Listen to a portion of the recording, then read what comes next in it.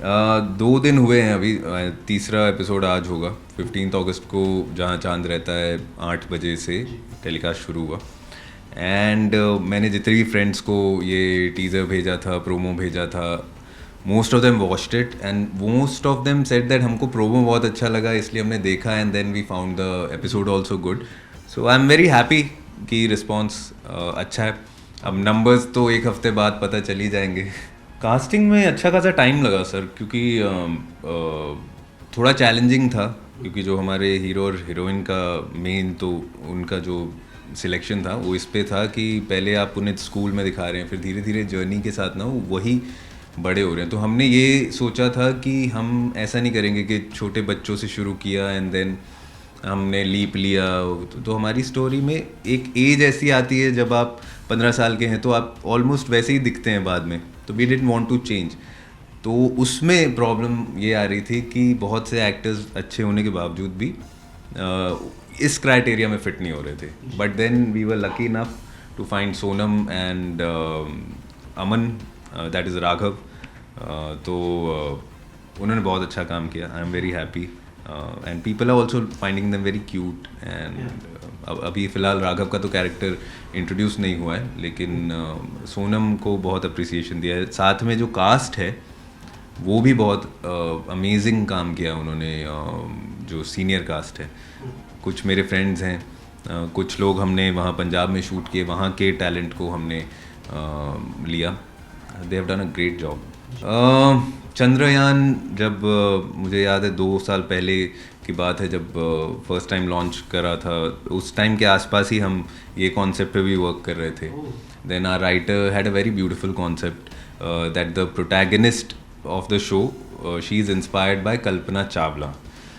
तो वो उनके बारे में पढ़ती हैं और कैसे वो भी आगे चल के ऐसा बनना चाहती हैं, तेज़ है पढ़ाई में, लेकिन उसकी लाइफ में क्या प्रॉब्लम्स हैं उसको लोग समझते ही नहीं हैं। वो जिस जगह से बिलोंग करती है, पीपल डोंट इवन नो कि एस्ट्रोनॉट होता क्या है। उनका होता है कि भाई 10th तक भी पढ़ लिया बहुत हो गया, हम तो आगे नहीं पढ़ाएंगे, तुम्हें क्या करना है पढ़ के।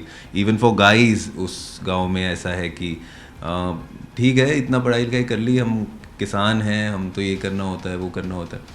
तो कैसे लोग कई बार समझते नहीं हैं, कैसे बच्चों को हमें पढ़ाई की तरफ भेजना चाहिए, उनके जो सपने हैं उन्हें हमें कैसे रिस्पेक्ट करना चाहिए, कैसे अपने बड़ों को साथ लेकर समझाते हुए आपको आगे बढ़ना चाहिए, और कैसे अपने सपनों को साकार करना चाहिए। ये स्टोरी उसकी है। प्लस उसमें कैसे एक दूसरे का साथ देते हैं ये हीरो हीरोइन, वो भी एक बहुत दिलचस्प कहानी है। एंड प्लस आपने जैसे कहा कि रॉकेट और ये सब चीज़ें दिखाना, वो इसलिए नहीं दिखाते कि कभी कभी थोड़ा डिफ़िकल्ट हो जाता है, एक्सपेंसिव भी होता है ये VFX का काम। But when we got this concept, तो हमें था कि हम बनाएंगे और अच्छे से बनाएंगे। इस पर प्रॉपर रिसर्च की गई और हमने अच्छा खासा टाइम लिया, उसके बाद में हमने इस शो को बनाया। मैंने एक टाइम पे 3 शो किए थे और मैं कहूँगा कि मेरा करियर वहाँ से शुरू हुआ। मैंने काफ़ी कुछ सीखा। ये बहुत बड़ा प्लेटफॉर्म है, तो मैं तो हमेशा से ही काम करना चाहता था इनके साथ, और मैंने पहले भी किया है और को प्रोड्यूस किए हैं शोज़, और फिर से मुझे मौका मिला। मैं मेरा बस चले तो मैं हर बार इनके लिए एक नया शो लेकर आऊँ।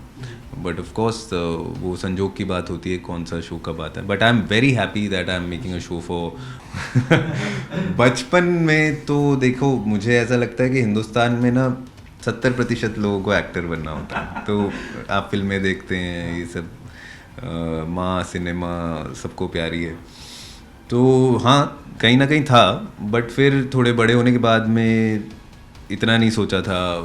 फिर मैं करियर वगैरह एविएशन में चला गया था, but I was into modelling for some time. फिर धीरे धीरे धीरे धीरे मुझे लगा कि मुझे करना है ये, बिकॉज आप कहते हैं कई बार संगत भी हो जाती है आपकी। मेरे कुछ एक्टर फ्रेंड्स भी बन गए थे।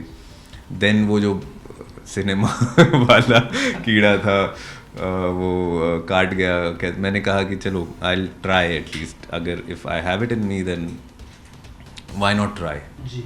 तो ऐसे ही चलते चलते कितने 13-14 साल निकल गए, 15 साल निकल गए, पता नहीं चला।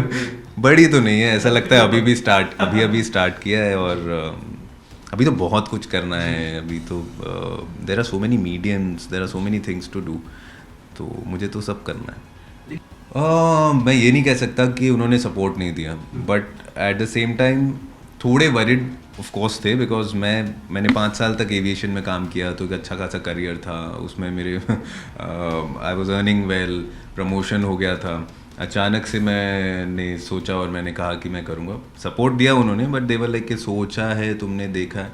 आई सेड लुक, मुझे लगता है मैंने इतना सेव किया है अभी कि मैं 1-2 साल देख सकता हूँ, तो बाकी अगर नहीं हुआ तो वापस आ जाएंगे।